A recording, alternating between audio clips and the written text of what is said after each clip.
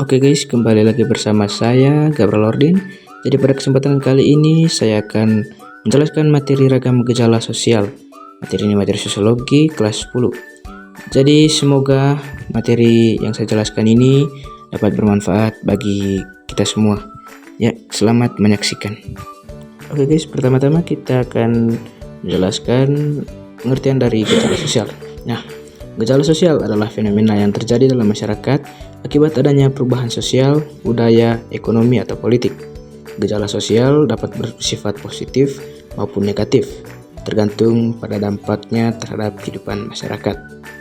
Oke baik teman-teman, selanjutnya kita akan menjelaskan jenis-jenis gejala sosial. Nah, gejala sosial ini teman-teman dapat dikategorikan ke dalam beberapa jenis, yaitu yang pertama gejala sosial dalam bidang ekonomi.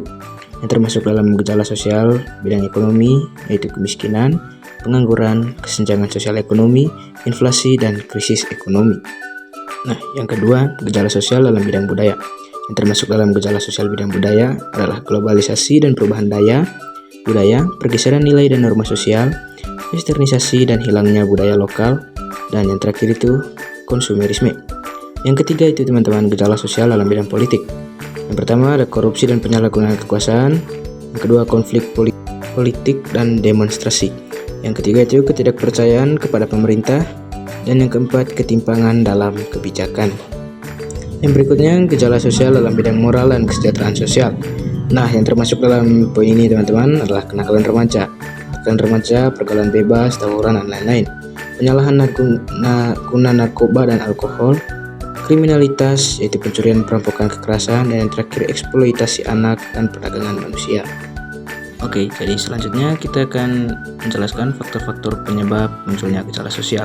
Nah, beberapa faktor penyebab munculnya gejala sosial antara lain sebagai berikut. Pertama itu faktor ekonomi.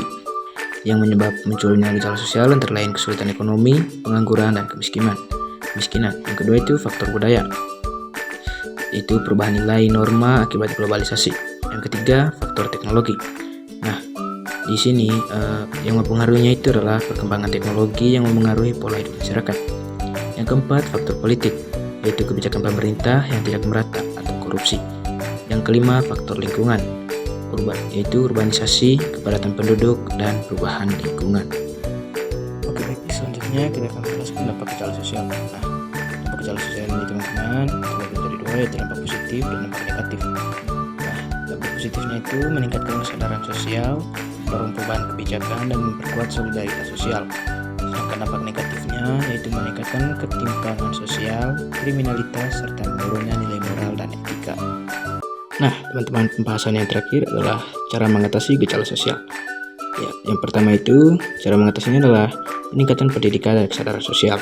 Yang kedua, pemerataan ekonomi dan pengentasan kemiskinan. Yang ketiga, penguatan nilai dan norma sosial. Yang keempat, penerapan hukum yang tegas terhadap pelanggaran sosial.